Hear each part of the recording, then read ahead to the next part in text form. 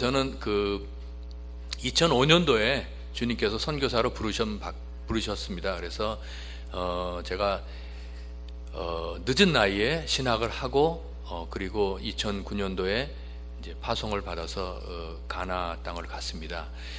제가 이제 오늘 말씀도 준비해 왔는데 공교롭게도 제가 전혀 말씀을 나눈 적이 없는데 제목을 몇 사람을 구원코자 이렇게 했는데 올해 그 표에 보니까 한 영혼을 주께로 해서 이게 하나님께서 정말 이렇게 성령께서 어떻게 마치 짜고 한 것처럼 이렇게 됐구나 해서 너무 감사드리고요.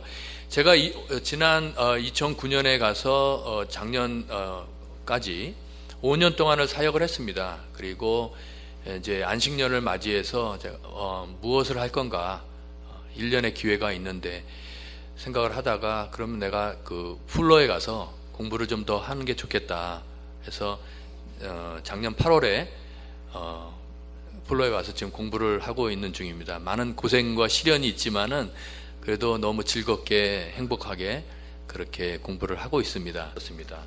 저는 오늘 본문을 통해서 이게 크리스천 혹은 크리스천들의 모임인 교회가 어떠한 본질이 무엇인가에 대해서 좀 생각해 보고 싶습니다. 크리스천들은 이 세상과 더불어 사는 성육신적인 삶을 살고 있습니다. 그렇죠? 이 세상에 우리가 발을 붙이고 살고 있고, 하지만 우리의 진정한 본향은 이곳이 아니라 하늘나라를 생각하기 때문에 우리는 이 땅에서 순례자의 삶을 살고 있는 것입니다. 그래서 우리가 성육신의 삶과 순례자의 삶을 동시에 살고 있는 것이라고 볼 수가 있습니다. 하지만 그리스도께서 우리를 구원하셔서 우리에게 주신 것은 하늘나라의 시민권이라는 것이 우리에게 주어졌다는 것이 이 세상 사람들과 다른 것이라고 생각합니다. 그렇기 때문에 우리는 듀얼 시티즌십이 있는 것이에요. 이 땅에 시민권이 있고 또 하늘나라에 시민권이 있는데 우리는 동시에 그걸 다 갖고 있기 때문에 이 땅에 살면서 이 세상의 법을 지키며 살아야 되고, 또 우리가 하늘나라의 시민이기 때문에 하나님께서 우리에게 주시는 그 명령에 따라서 혹은 계명에 따라서 살아야 되는 것입니다.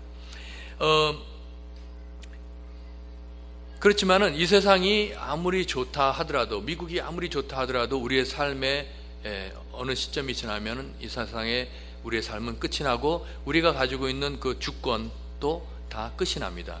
하지만 하늘나라에 가지고 있는 그 시민권은 우리가 그치지 않고 영원히 가질 수 있는 그러한 시민권입니다. 그렇기 때문에 이 두 개의 성육신적인 삶과 이 순례자의 삶에는 약간의 긴장 관계가 있다고 생각합니다. 어느 것에 따라서 살아야 될 것인가 하는 긴장이 있는데, 문제는 이 두 개의 가치가 서로 충돌할 때 우리는 하나를 선택할 수밖에 없는 상황이 벌어집니다. 그랬을 때 우리는 믿음을 가지고 바로 하늘나라의 가치를 따라가는 삶을 살게 되는데, 믿음의 선진들 가운데서 정말 죽음의 유혹 가운데서 믿음을 선택한 그러한 많은 선진들이 있습니다. 그 교회사를 보면은 거기에 믿음의 선진들에 대해서 이렇게 증언하고 있습니다. 서마나 교회의 폴리캅 주교는 화염 속에서 화형을 당하게 되었습니다. 순교자의 반열에 넣어주고 그리스도의 고통의 잔을 함께 마시게 하고 성령의 불변함 가운데 영과 육의 영원한 부활에 참여하게 하신 하나님을 이렇게 찬양하면서 순교를 했습니다. 카르타고의 감독 시프리아는 사형 선고를 받고 하나님 감사합니다 그렇게 얘기하고 한 번 더 기도하고 이제 묶여 있을 때 그 칼을 들고 있는 그 사형 집행관을 쳐다보면서 수고하십니다 하면서 금화 25냥을 주었다고 합니다. 그리고 순교의 왕관을 이렇게 얻었습니다. 심포리누스라는 그 귀족 청년이 신상의 절하기, 당시에 로마 황제에게 절하는 그런 거 있지 않습니까? 신상의 절하기를 거절하여 이제 참수형을 선고받고 형장으로 끌려갈 때 그의 어머니가 말했습니다. 내 아들아, 담대하여 죽음을 두려워 말아라. 그 죽음이야말로 생명으로 인도하는 길이다. 하늘에서 통치하는 그분을 바라보아라. 오늘 내 지상의 생명은 끝나지만 복된 하늘의 생명으로 바뀔 것이다. 어머니의 말입니다. 과연 교부 터툴리아는 그런 얘기했습니다. 순교자들의 그 피가 교회의 씨앗이 되었다. 그러니까 순교자들의 피가 있었기 때문에 교회가 생길 수 있었다고 말을 합니다. 이들은 믿음의 눈으로 본향인 그 천국을 바라보았기 때문에 이 땅에서의 삶을 더 연장하기 위해서 구차하게 예수 그리스도를 부인하지 않았던 것입니다. 이와 같이 순례자로서 성도의 삶은 죽음과 삶에 대한 분명한 이해가 있어야 됩니다. 이것은 자연스럽게 이 땅에 그러면 우리가 살고 있는 그 존재의 목적과도 연관이 될 것입니다. 하나님께서는 왜 구원받은 우리를 그렇게 죄악이 관영한 이 땅에 남겨두시고 살게 하셨을까요? 모든 것이 풍성하고 안락한 이 미국 땅에 복되고 안락한 삶을 누리시기를 우리가 원하고 있지 않습니까? 그런데 그것이 과연 하나님께서 우리에게 원하시는 전부일까요? 그리고 문제없는 교회에서 은혜스러운 목사님의 설교를 들어가면서 평안한 신앙생활을 하기 위해서 예수 그리스도가 우리의 구주가 되셨습니까? 그 다음에는 없는 것입니까? 그것을 주시기 위해서 그리스도께서 십자가에 달리셨습니까? 그러한 질문을 좀 해보고 싶습니다. 많은 분들이 미국이 좋죠. 정말 오랜만에 미국에 다시 와보니까 너무 좋습니다. 풍성하고. 그리고 그것을 때문에 한국의 삶을 포기하고 미국에 와서 정착을 하고 얼마나 고생을 합니까? 그리고 이제 시간이 되면 정착을 하게 되지 않습니까? 이제 남들이 어느 정도 인정해 줄 정도의 재산도 갖지만 그 다음은 무엇이냐 이것입니다. 그 다음은 우리의 삶을 어떻게 살아갈 것인가? 교회의 존재 이유는 두 가지가 있습니다. 바로 예배, 우리가 지금 드리고 있는 예배가 있고 선교가 있습니다. 물론 관계에 따라서 하나님과의 관계에서 예배가 있고 또 성도와의 관계에 있어서 제자 훈련이 있고 교제가 있습니다. 그리고 교회 밖의 사람들을 향해서 우리가 두 가지를 할 수가 있는데 하나는 전도가 있고 또 하나는 그 긍휼 사역을 할 수가 있습니다. 우리가 지금 하고 있는 것인데 그것을 다시 한번 압축해 본다면 두 가지의 관계가 존재합니다. 수직적인 관계, 하나님과의 관계, 수평적인 관계, 사람들과의 관계예요. 수직적인 관계에서는 우리가 하나님과 예배드리는 관계를 맺을 수 있고 수평적으로는 바로 나가서 복음을 전하는 그러한 삶을 살 수가 있는 것입니다. 예배는 우리가 하늘나라에 가서도 영원히 하나님 앞에 드릴 것이 분명하지 않습니까? 그렇기 때문에 정말 중요합니다. 이 땅에서 예배를 드리는 것이 연속성산에서 우리가 하늘나라에 가서도 계속 예배를 드릴 것이기 때문입니다. 그러면 구원받은 성도들의 존재의 이유가 하나가 더 있다면은 아까 말씀드린 대로 우리가 구원받자마자 우리가 하늘나라 바로 가서 바로 하나님을 예배하면 될 것인데 왜 이 땅에 남겨뒀냐 하면 바로 아직 그리스도의 복음을 듣지 못하는 사람들에게 가서 초청해 오라는 것이죠. 우리 같이 예배를 드립시다 하는 것이 선교입니다. 다른 것이 있을 수 없습니다. 함께 예배를 드리고 함께 공동체를 만들어서 하나님을 영광스럽게 합시다 하는 것이 전도고 그것이 선교가 되는 것입니다. 오늘날 많은 교회들이 친교와 교육과 교제를 너무 잘합니다. 어떤 교회들은 한국 교회는 그런 교회가 없지만 빙고 교회라고 있습니다. 빙고 매주 모여갖고 예배드리고 나면 모여가지고 같이 밥 먹고 빙고를 합니다. 너무 즐겁지 않습니까? 얼마나 그 친교가 잘 됩니까? 하지만 그 안에서 벗어나지를 못하고 있는 것입니다. 심지어 어떻게 얘기하냐면 목사님 우리는 더 교인들 올 필요 없습니다. 이 정도면 족합니다. 더 오면은 골치 아파요. 목사님 이 정도만 가지고 그냥 우리끼리만 행복하게 삽시다. 이런 교회도 있습니다. 실제로 그렇습니다. 그리고 외부에서 새로 오는 사람들에 대해서 상당히 거부 반응을 보이는 교회도 있습니다. 이 교회는 그렇지 물론 않을 거지만은요. 교회의 본질에 대해서 망각하고 있는 것입니다. 그것은 순례자의 삶이라는 것을 잊어버리고 있는 것입니다. 우리가 이 땅에 살고 어느 땐가는 주님이 부르시는 곳을 향해서 가야 된다는 것을 망각하고 살고 있는 것입니다. 어떤 교회들은 교육이 필요하다고 해서 교육에 굉장히 많은 강조를 합니다. 근데 실제로 전도를 제일 잘하는 사람은요, 전도 폭발을 하고 교육을 많이 받은 사람보다도 예수 믿은 지 얼마 안 되는 사람들이 더 잘합니다. 보면은 그 사람들은 아무것도 몰라요. 전도 폭발도 모르고 하지만, 아유, 가봐. 나 예수 믿고 나니까 너무 좋아. 이렇게 해서 전도하는 거예요. 그런데 이제 교회 생활을, 이렇게 신앙생활을 오래 하고 그러면은 이제 세상 친구들이 다 끊어집니다. 여러분 주위에 믿지 않는 사람들 친구 있습니까? 술 친구 했던 친구들도, 이제 예수 믿고 나면은 다 끊어집니다. 그러면 복음을 전할 사람이 없어지는 거예요. 훈련은 잘 받았지만은, 훈련을 사용할 대상이 사라지고 마는 것입니다. 이것이 현실이에요. 그리고 목사님들은 계속 어떻게든지 교회 안에 묶어두려고 하기 때문에 교회 성장이라는 그 생각에 딱 사로잡히게 되는 거예요. 어떤 교회들은 우리가 아직 인원이 적기 때문에, 혹은 교회 재정이 안 되기 때문에 선교를 못 한다고 합니다. 여러분, 사도 바울을 파송했던 그 안디옥 교회가 크기가 얼마나 됐다고 생각합니까? 한 1000명 정도 모였을 것 같습니까? 아마 여기에 있는 모인 숫자 정도밖에 안 됐을 거예요. 왜 그런지 말씀드릴까요? 그 당시 예수 그리스도를 믿는 것은 불법이었습니다.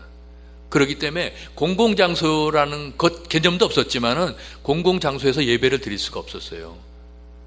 예배를 드릴 수 있는 유일한 방법은 어떤 사람의 집, 그것도 조금 그 동네에서 좀 잘 사는 사람이 넓은 홀이 있으면 거기 모여서 예배 드리는 거예요.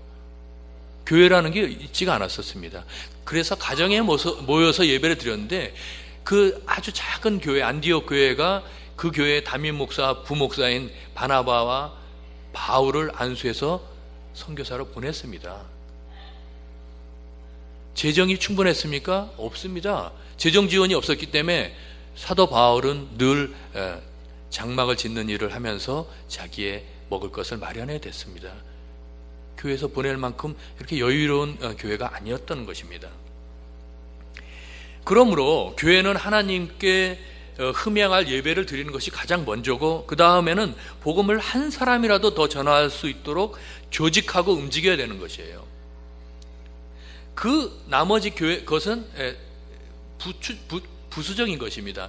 여러분이 축구 대표팀의 감독이라고 생각하시면은, 수비할 수 있도록 조직을 짜겠습니까? 아니면 공격할 수 있도록 조직을 짜겠습니까? 하프라인 반에서 모여가지고 서로 패스를 주고받는단 말이에요. 그래가지고는 골을 넣을 수가 없는 것입니다. 그래서 교회는 복음을 전할 수 있는 조직을 만들어야 되는 것입니다. 그 외에 너무 많은 것은 사치에 불과하다고 저는 생각합니다. 예수님께서 제자들에게 Go and make disciples라고 얘기했어요. 그래서 사람들이 go가 이 동사라고 생각을 해가지고 무조건 가야 된다 그래서 막 파송을 하고 막 하는데, 사실은 이 go라는 말은 그 분사로 읽어서 going이라고 읽으면 됩니다. 그래서 그거는 뭐냐면 여러분의 삶 가운데 가면서 가는 곳이 복음을 증거할 수 있는 곳이라는 그 얘기입니다.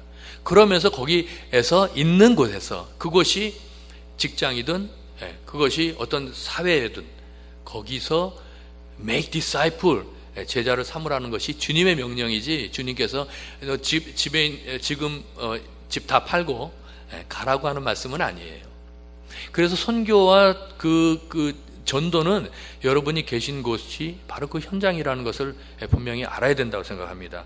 그래서 우리가 이 땅에서 지금 성육신적인 삶과 이 땅에 막 살아가는 것이 성육신적인 삶이고, 또 하늘나라를 본향으로 생각하는 그 필그림, 그 순례자의 삶 가운데 이 긴장이 있는데 어떻게 균형을 잘 맞출 건가 하는 것을 저는 오늘 본문을 통해서 한번 이렇게 살펴보고자 합니다. 첫째는 영어로 제가 하면은 initiate. 그것은 뭐냐면 사람들에게 먼저 다가가는 일을 해야 된다는 것입니다. 이것은 이 세상의 실상을 보는 능력과 관련이 있습니다. 여러분이 이 세상을 볼 때 어떻게 봅니까? 이 세상은 바로 예수 그리스도가 다시 오실 때 심판받기 위해서 준비되어 있는 것입니다. 그 안에 우리가 살아가고 있고 우리는 구원받은 자로 살고 있고 그 나머지는 다 정말 아직 구원받지 못하기 때문에 심판의 아래에 놓여 있는 것입니다. 그래서 이러한 실상을 여러분이 어떻게 보느냐에 따라서 여러분의 마음이 결정될 거라고 생각합니다. 지금 불이 났습니다. 빌딩에 불이 났는데 저는 가까스로 빠져나왔습니다. 자, 그러면 여러분의 그 다음 행동은 무엇입니까? 빨리 소리를 치고 달려 들어가서 한 사람이라도 더 구해야 되는 것입니다. 그 한국이 정말 비참하고 힘들고 어려울 때 서양의 사람들이, 기독교인들이 한국의 실정을 듣습니다. 그리고 아하, 이곳에 아직 예수 그리스도를 모르는 사람이 많다고 하더라. 아니, 한 명도 없다고 하더라 하는 말을 들었을 때 많은 사람들이 헌신을 했습니다. 그리고 한국에 선교사로 왔어요. 그분의 많은 분들이 한국에 와서 정말 음식을 잘못 먹어서 장티푸스 걸려서 죽고 또 자녀들이 죽어가는 그러한 삶을 살면서 복음을 전했기 때문에 오늘날 우리가 있는 것 아닌가요? 그 사람들이 정말 그 당시에 미국은 얼마나 살기 좋았겠습니까? 그것을 누리고 살기를 작정했다면 얼마든지 그렇게 할 수도 있었지만은 그것을 포기했을 때 바로 한국 땅에 선교사라 와서 복음을 전할 수 있었던 것입니다. 본문을 보면은 사도 바울은 다양한 사람들과 함께 있음을 보게 됩니다. 그 가운데는 유대인이 있었고 율법이 있는 사람이 있고 율법이 없는 사람이 있고 약한 자가 있었습니다. 사도 바울은 크리스천들과 만난 것이 아니라 다양한 사람들과 같이 삶을 살았던 것을 볼 수가 있습니다. 그 목적이 무엇입니까? 사도 바울은 분명히 얘기하고 있죠. 오늘 본문을 읽어보시면은 계속해서 반복되는 말이 있습니다. 그 사람같이 된 이유가 뭐냐면은 그 사람들을 얻고자 하는 것이에요. 그 사람들을 구원코자 그 사람들과 같이 되었다고 고백을 하고 있습니다. 그래서 그 실상을 우리가 안다면 우리의 반응은 그들에게 다가가는 것입니다. 저는 아까 말씀드린 대로 2005년 선교사로 부름을 받고 제가 신학을 시작한 것이 49에 신학을 시작했습니다. 사실은 굉장히 늦은 나이고 그렇지만은 내가 가야 되겠다. 하지만 준비돼서 좀 갔으면 좋겠다 해갖고 신학을 하고 이제 2009년에 가나의 선교사로 갔습니다. 제가 한 것이라고는 정말 하나님의 부르심이 있을 때 가겠습니다 한 것뿐이 없습니다. 그렇지만은 하나님께서는 그 순종을 통해서 그 땅에 믿는 자들을 이렇게 일으키시는 역할을 하셨다고 저는 고백할 수 있습니다. 그것이 바로 예수 그리스도께서 하늘에서 하늘 보좌를 버리고 이 땅에 인간의 몸으로 입고 오신 것하고 다른 것이 하나도 없습니다. 우리 성육신이라고 하는 것 아닙니까? 예수 그리스도가 우리에게 다가오지 않았다면 우리가 그리스도께 다가갈 길은 없는 것입니다. 하영조 목사님이 한 번은 선교사들 모아놓고 이렇게 말했습니다. 여러분 참 힘드시죠? 얼마나 힘드십니까? 그렇게 유료를 했어요. 그래서 선교사들 내심 무슨 말씀을 하시려나 그랬더니 그 다음 말씀이 그래도 그냥 거기 사세요 이렇게 얘기를 한 거예요. 왜냐하면 하 목사님은 그곳에 살면서 누리는 복이 한국에 돌아와서 편히 사는 것보다 훨씬 낫다는 걸 아셨기 때문에 그냥 거기 사는 것이 유익이라는 걸 알았던 것입니다. 그렇습니다. 선교사로 사는 것은 복된 삶이요 영광된 삶입니다. 먹을 것이 없습니다. 집도 정말 다 쓸어져가는 집에서 온 가족이 방 안에서 살고 힘듭니다. 하지만 여러분들 아마 놀랄 거예요. 그분들이 드리는 예배에 가보면은 그곳에는 열정이 있고 주님을 사랑하는 그 사랑을 느낄 수 있습니다. 여러분 한번 헌금하면서 한 번이라도 춤추면서 헌금해 본 적 있으세요? 네, 없죠.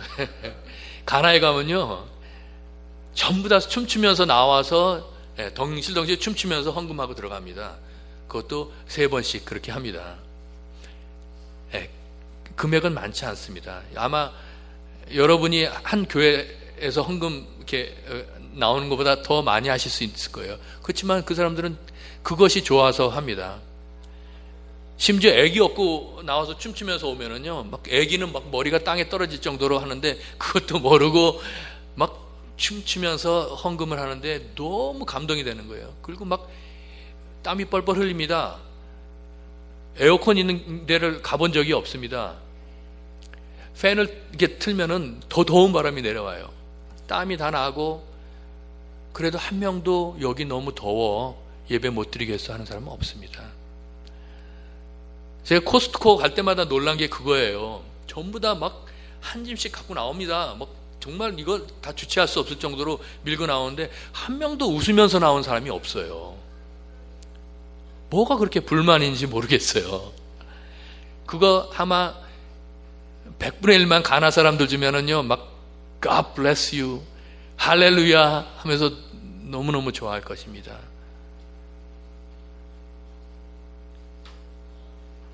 그래서 행복이라는 것이 정말 우리가 많이 가진 거에 있지 않다고 저는 생각합니다. 우리가 한국이 오늘날 30년 전보다 더 행복합니까? 더 많이 가졌기 때문에.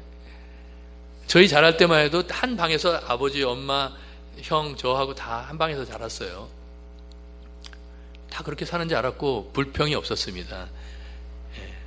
어느 날 도시락에 계란 하나 이렇게 들어가 있으면 너무너무 행복했던 그런 시절이 있었어요. 잘 모르시는 분도 계시겠지만, 우리들은 먼저 사람들에게 다가가야 합니다.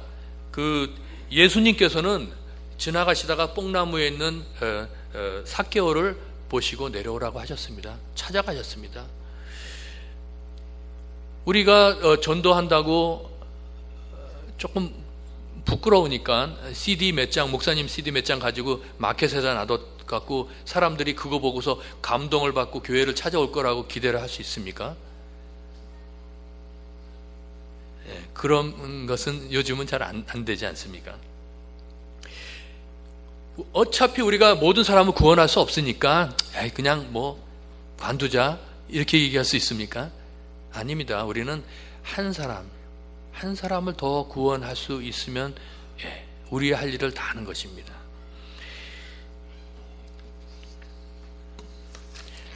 우리가 한 영혼을 기억나는 사람이 있으면 기도하면서 그 사람에게 다가가서 복음을 나눠야 됩니다.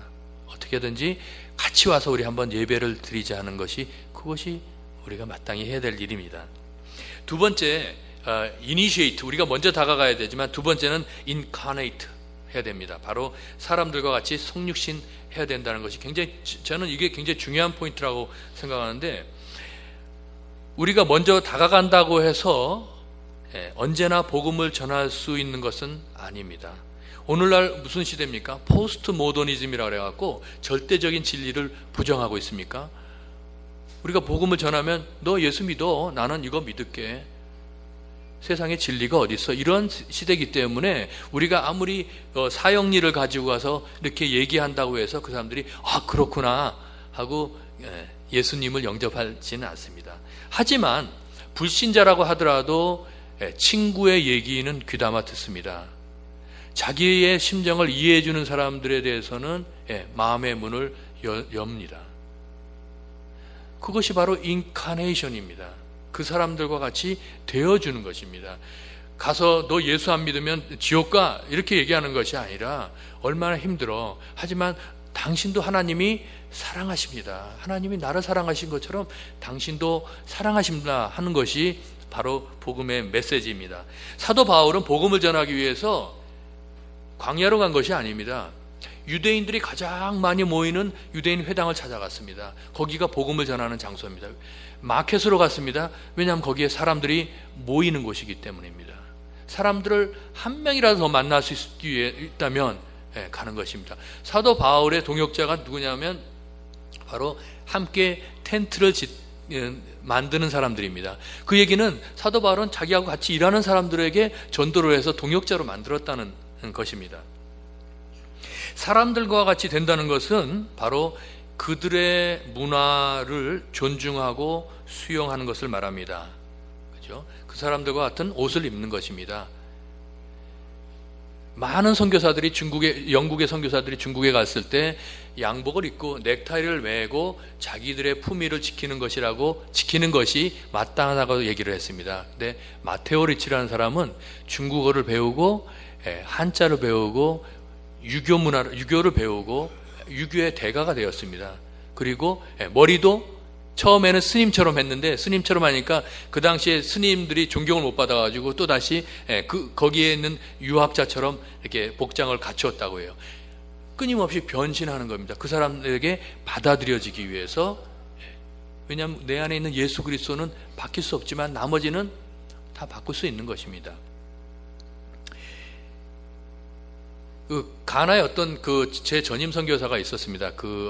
싱가포르 어떤 자매였었는데, 그 자매가 이제 가나의 교회에 설교에 초청을 받았어요. 그래 갔는데 공교롭게도 바지를 입고 간 거예요. 아마 잘 몰라서 그랬는지 일부러 그런지 모르겠지만 가나에서는 여자들이 바지를 입지 않습니다. 예배 시간에는 다, 그것도 짧은 치마도 아니고 다 긴 치마를 입고 가슴도 다 이렇게 잘 가리는 것이 예배의 복장입니다. 근데 그 선교사님이 바지를 입고 나타난 거예요. 그래서 이제 그 목사님이 그렇게 얘기를 했대요.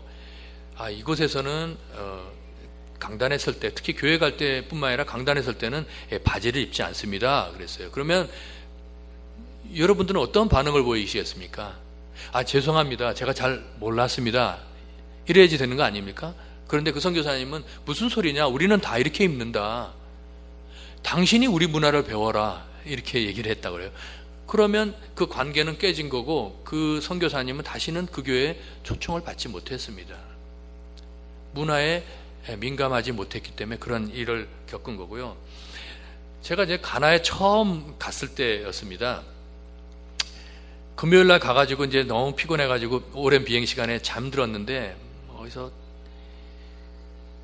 개구리 소리 같은 게 막 들려요. 개굴. 그래서 그 소리가 너무 커가지고 깼어. 이게 도대체 뭔 소린가. 이렇게 보니까 그 건너편 교회에서 금요 통성 기도를 하는 거예요. 와, 밤새도록 마이크에 대고 개굴 하는데 그게 이제 방언을 하는 그런데 저는 그렇게 들렸던 거예요. 그러면서 걱정이 생겼습니다. 이거 매 금요일 날 이렇게 하면 나 잠 못 잘 텐데 어떻게 하지? 그런 걱정이 됐어요. 그래서 내가 과연 이런 것을 적응할 수 있을까? 근데 너무 감사하게 그 다음 주 금요일 됐는데 제가 너무도 잘 그 소리를 들으면서 잠을 잘 수가 있었어요. 그래서 제가 가나 사람 언제 봤겠습니까? 한 번도 본 적이 없는데, 근데 갔는데 너무 사랑스러운 거예요. 가나 사람들 그거 보고 있으면요, 저는 막 뒤뚱뒤뚱하고 걷는 것도 너무너무 귀엽고 사랑스럽고 행동 하는 게 너무 좋은 거예요. 그래서 하나님이 나를 여기 보내신 게 맞긴 맞구나 하는 거예요. 근데 많은 선교사들이 그 다른 이질적인 문화에 적응을 못 해가지고 결국은 그 임지를 바꾸는 경우도 있다고 해요. 그래서 저는 참 감사하게도 이렇게 가나 사람을 너무 사랑하게 되었고, 정말 이뻐진 거예요. 그렇게 하니까 제가 이렇게 그 사람들에게 다가가니까 그 사람들도 마음 문을 열고 저를 너무너무 좋아하는 거예요. 아마 자기들이 봤던 그러한 외부인들하고 좀 달랐다고 생각했던 것 같아요. 그래가지고 저희는 친구가 되었고, 정말 그 사람들은 저를 통해서 배우지만 저는 또 그 사람들을 통해서 이렇게 배우는 친구 관계를 맺을 수 있어서 너무너무 감사했습니다. 예수님께서도 이 땅에 오셔서 바로 우리한테 친구라고 불러줬습니다. 그리고 예수님은 유대 문화로, 철저하게 유대 문화로 들어오셨어요. 유대인과 같이 생활했습니다. 그래서 그 사람들을 더 얻고자 그러한 일을 하셨습니다. 예수님께서 누가복음 15장에 보면은 세 가지 비유를 하고 계십니다. 첫째는 잃어버린 양을 찾는 목자가 나옵니다. 그 양은 99마리의 양이 있고 한 마리가 없어졌는데, 그 한 마리의 잃어버린 양을 찾기 위해서 헤매고 나중에 찾았을 때는 어깨이고 너무너무 기뻐서 돌아오는 모습을 이렇게 말씀하고 있습니다. 두 번째 비유에서는 잃어버린 동전 하나를 찾는 그 여인을 얘기하고 있습니다. 그 동전이 어디 갔나? 어떻게 보면 많은 동전이 있기 때문에 하찮은 것일 수 있지만, 그 여인은 그 동전을 찾기 위해서 엄청나게 많은 노력을 하고 하나를 찾았을 때 너무 기뻐했다고 얘기하고 있습니다. 이것이 바로 한 영혼을 찾으시는 하나님의 모습이라고 저는 말하고 있습니다. 세 번째 비유가 뭐냐면 우리가 흔히 하는 돌아온 탕자의 비유지 않습니까? 그것은 한 영혼을 찾으시는 하나님을 지금 그리고 있지 않습니까? 근데 저는 그 비유의 두 번째 부분이, 마지막 부분이 이제 중요하다고 생각하는데, 거기 보면은 큰 아들이 나옵니다. 그 큰 아들이 작은 아들이 돌아왔을 때 굉장히 시기 질투하고 아버지의 그 기쁨에 동참하지 못하는 걸 보게 되는데, 그게 바로 그 큰 아들이 누구냐면 먼저 구원받은 우리가 되는 것입니다. 우리는 이미 하나님의 은혜 가운데 살고 있습니다. 그런데 어느 날 갑자기 보니까 새로운 신자라고 들어왔는데, 이게 목사님이 너무 좋아하는 거예요, 그분을. 또 그러면은 괜히 질투를 하기 시작합니다. 아니 이거 내가 여기 토백인데 이렇게 새로운 사람한테 이러냐고. 그게 바로 큰 아들에 대한 경고의 말씀이 그거 아닙니까? 먼저 믿은 사람이 나중에 믿은 사람이 돌아왔을 때 아버지가 기뻐하는 것만큼 같이 기뻐해 줄 수 있느냐는 거예요. 여러분, 한 사람이 새로 구원받고 이 교회에 들어왔을 때 정말 어떤 마음으로 그분을 대합니까? 바로 하나님 아버지의 마음은 정말로 잔치를 베풀고 정말 가장 좋은 것을 입혀주고 싶은 그 마음이 있는 것입니다. 그런 마음을 우리가 다 가지고 한 사람이 왔을 때 같이 기뻐하고 축제에 참여해야 될 거라고 생각합니다. 그래서 우리는 먼저 우리가 사람들에게 다가갈 뿐만 아니라 그 사람들과 같이 되어야 됩니다. 심지어 사도 바울은 그 사람들의 종이 되었다고 합니다.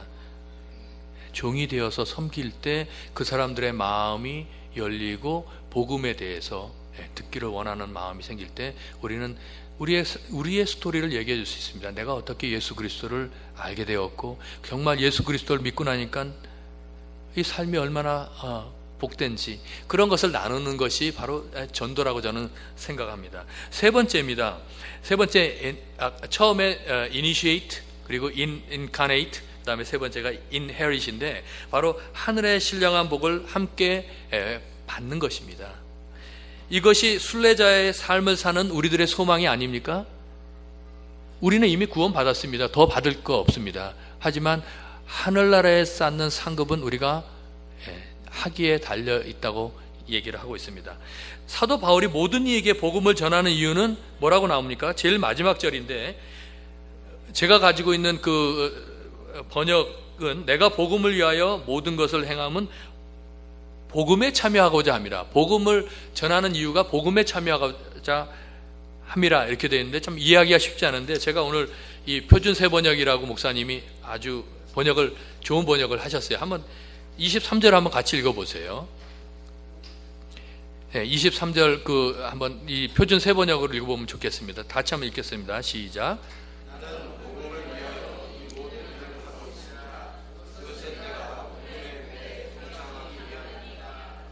그것은 아까 조금 제가 읽은 번역하고는 좀 다릅니다. 제가 읽은 번역은 내가 복음을 위하여 모든 것을 행함은 복음에 참여하고자 합니다. 여기서는 내가 복음의 복에 참여하고자 합니다.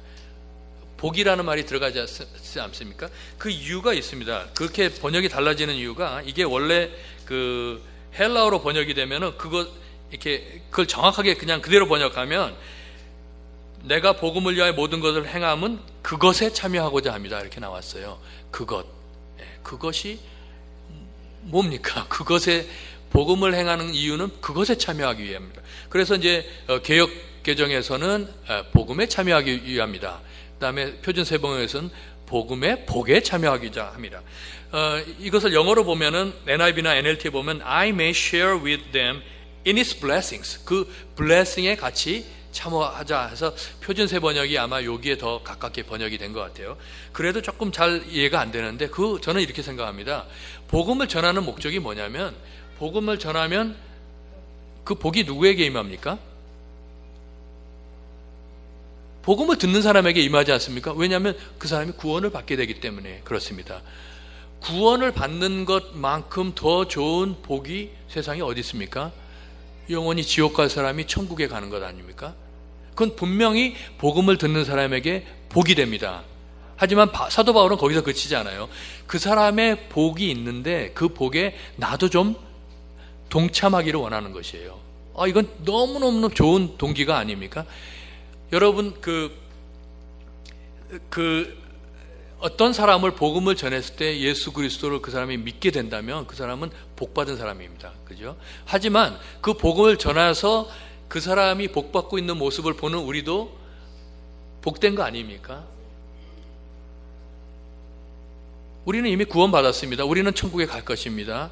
더 이상 두 번 구원받을 수도 없는 것이지 않습니까? 그렇다면 우리가 할 수 있는 복은 뭐냐면 더 많은 사람들이 복음을 듣고 구원받고 하늘나라에서 기뻐하는 것을 같이 누리는 것입니다. 그렇기 때문에 이 복은 복음을 듣는 사람과 복음을 전하는 사람에게 주는 것이고, 사도 바울이 가졌던 것은 바로 그겁니다. 나도 이 복음을 전하고 한 사람이라 더 구원받기를 원하는 그 목적은 바로 그 복에 한번 좀 같이 참여하기를 위한 것이에요. 저는 세례식에 참여할 때마다 정말 감동을 받습니다. 한 사람이, 제가 비록 복음을 전한 건 아니지만은 예수 그리스도를 믿겠다고 모든 사람 앞에 얘기하고 세례를 받을 때 정말 눈물이 납니다. 하나님께서 얼마나 또 기뻐하실까, 하늘나라에는 얼마나 큰 잔치가 저 사람으로 인해서 베풀어졌을까. 그 자리에 참석한 저도 정말 많은 복을 받게 되는 것입니다. 선교사들이 이렇게 그 제자훈련 사역을 하면서 제자훈련하면 그 사람들을 이제 1세대라고 하는데, 1세대를 보는 것은 그렇게 어렵지 않습니다. 몇 사람을 선택해서 제가 꾸준히 하면은 1세대를 보게 되는 것이죠. 그런데 1세대가 또 다른 사람을 제자 삼는 걸 2세대라고 하는데, 2세대를 보는 것은 쉽지 않습니다. 실제로 현장에 가보면은 1세대 세우기도 힘든 데도 많아요. 그런데 그 2세대의 제자가 3세대 제자를 양육하는 걸 보는 것은 정말 힘든 일입니다. 저 역시 처음 그 제자 훈련 사역을 아까 같이 이렇게 저희는 수업을 하지 않습니까? 세미나를 하는데, 하면서부터 이것을 당신들이 끝나면 당신들도 똑같이 제자 훈련을 해야 됩니다 하고 누누이 얘기를 했습니다. 근데 이제 졸업할 때가 다 됐어요. 아까 졸업식도 하지 않습니까? 1년 반에서 2년이 되면 졸업을 하는데, 졸업이 됐는데도 한 명도 제자 훈련을 하겠다는 사람이 없는 거예요. 그래서 막 제가 회유도 하고 또 반 협박도 하고 이거 해야 된다고 얘기를 했습니다. 근데 아무도 안 해요. 그래갖고 할 수 없이 이제 그 사람들 또 모아놓고 또 이제 두 번째 코스를 진행하고 있었어요. 근데 어느 날 한 목회자가 저에게 왔습니다. 그래서 자기가 한번 해보겠다고. 근데 그 아파오라는 목사는 사실은 신학교를 가보지도 않은 목사예요. 자기 비즈니스가 있으면서 교회를 세운 목사예요. 자기가 아무래도 이 가르치는 달란트가 있는 것 같다고 하면서 하겠다 그런 거예요. 그래서 너무너무 기뻐가지고 모든 지원을 다해가서 하기 시작했습니다. 그리고 그 모델에 이제 도전을 받은 사람들이 이제 한 명씩 하기 시작했어요. 그래갖고 5년 동안에 제가 10명의 그 인도자, 퍼실리테이터라고 하는데 인도자들을 세울 수 있었고, 그 덕분에 131명이 그 아까 같이 졸업식을 하게 되었습니다. 14그룹이 졸업을 했는데 131명이 졸업을 했어요. 정말 하나님의 은혜가 아닐 수 없습니다. 2세대가 나왔고 지금 3세대를 가르치고 있습니다. 얼마 전에도 전화를 했더니 2세대가 3세대를 가르치는 그 형제가 있는데, 저는 그 형제를 이제 가르쳐 본 적이 없죠. 2세대니까 한 번도 가르쳐 본 적이 없지만 하고 있는 거예요. 그런데 형제가 지역을 옮기게 된 거예요. 선생님이었거든요. 그러니까 더 이상 갈 수가 없는 상태라서, 그러면 지금 수업 세미나가 진행되고 있는 이곳이 이제 없어지는 거예요. 그런 상황이에요. 그래서 제가 전화를 했습니다. 그 지역을 맡고 있는 이제 목사님한테 전화해서 가능하면 좀 멀더라도 그 형제가 일주일에 한 번씩 그곳에 갈 수 있으면 좋겠다. 그랬더니 자기가 한번 전화해 보겠다고 했더니 전화를 했대요. 여기서 제자 훈련을 우리가 포기해서는 안 된다 하고, 어떤 우리가 가치를 치르더라도 제자 훈련을 계속 합시다 했더니, 그 형제가 그러면 내가 일주일에 한 번씩 가겠다고 이렇게 했다고 합니다. 정말 그 사람들의 그 헌신이 있기 때문에 그걸 보면서 저의 기쁨은 더 말할 수가 없는 것입니다. 정말 하나님이 왜 저를 가나안 땅에 보내셨나 생각해 보면 바로 저의 기쁨이 되기 때문에, 저의 유익이 되기 때문에 보낸 것이에요. 제가 그분들에게 가르쳐 준 것도 많지만은 제가 배운 것도 너무너무 많이 있습니다. 독일 사업가 오스카 쉰들러라는 사람이 있습니다. 그 사람은 1939년 나치 동일이 이렇게 점령한 폴란드 땅에 사업가로 들어갑니다. 아무것도 가진 것이 없었는데 사업을 하면서 유대인들을, 포로들을 사용하면은 돈을 지불하지 않아도 돼요. 먹을 것만 주면 되니까 그걸 통해서 비즈니스가 이제 커가기 시작합니다. 그런데 이제 어느 정도 비즈니스가 되는 상황에서 가만히 보니까 많은 유대인들이 바로 그 가스실에 들어가서 죽음을 당한다는 것을 이제 알게 된 거예요. 그래서 이제 같이 이제 있던 그 유대인 회계사가 있었는데 그 사람이 이작 스타운인데 그 사람의 영향을 받아서 한 사람씩 자기가 그 괴테라는 사람에게 뇌물을 좀 주면은 한 사람씩 구해 올 수 있다는 것을 알게 됩니다. 그래서 자기 공장에 직원으로 채용하면 그 사람은 살 수 있는 거예요. 그걸 알게 되는데 한 사람씩 리스트를 작성합니다. 나중에는 가진 돈을 다 쏟아붓습니다. 이제 전쟁 끝날 때 되니까 이 독일군들이 다 처형을 합니다. 그런 상황에서 있는 걸 다 줘서 한 명씩 해서 그 리스트를 만들었는데 그 리스트를 통해서 1100명이 구원을 받게 됩니다. 심지어 나중에는 이 공장을 돌릴 수가 없어서 다른 데 가서 그 물품을 사갖고 와서 우리가 생산한 것이다 그렇게 얘기를 했다고 합니다. 그러니까 공장을 돌리는 것이 아니라 사람을 공장 안으로 들여오는 그 역할을 했습니다. 그래서 이제 그 사람이 이제 전쟁이 끝나고 쉰들러라는 사람이 이제 패전국이기 때문에 독일로 돌아가는데 이제 러시아 사람들이 진주했지 않습니까? 그래서 잡히면은 죽임을 당할 수가 있는 상황이기 때문에 이 유대인들이 1100명이 모여서 다 사인을 합니다. 그래서 이 사람은 우리를 도와줬던 사람입니까? 좀 집으로 돌아갈 수 있도록 해달라고 하는 것이 그 쉰들러 리스트의 그 장면인데, 쉰들러가 그 삶의 초점을 재산을 더 소유하는 것에서 한 사람을 더 구하는 것으로 바꿨을 때 그를 통해서 수많은 사람이 새 생명을 얻을 수 있었습니다. 저는 이것이 바로 우리가 주님을 만났을 때 그 장면이라고 생각합니다. 순례자의 삶이 끝났을 때 주님을 만날 것이고, 주님은 잘했어, 정말 수고했어, 하지만 우리는 아니에요 주님, 생각해 보니까 최선을 다하지 못했어요, 한 명은 더 구할 수 있지 않았었습니까? 하는 그러한 말을 할 것이고, 주님은 괜찮아, 수고했어, 그러한 정말 만남이 될 거라고 생각이 되고요. 여러분은 어떤 모습으로 주님을 만나고 싶습니까? 어떤 수도사는 그렇다고 합니다. 옷 하나 딱 걸치고 평생을 살다가 죽음이 다가오자 빨리 자기 옷을 벗기라고, 주님을 알몸으로 아무것도 소유하진 채로 만나고 싶다고 하는 그런 얘기도 있습니다. 사랑하는 성도 여러분, 우리가 먼저 사람들에게 다가가서 종으로서 그들을 섬기며 복음을 전해 몇 사람이라도, 한 사람이라도 더 구원해서 구원의 감격을 그들과 함께 누릴 수 있기를 바랍니다. 저는 교회 앞에 한 가지 제안을 좀 해보고 싶습니다. 올해 4월 5일이 부활절입니다. 한 2달 정도 남았죠.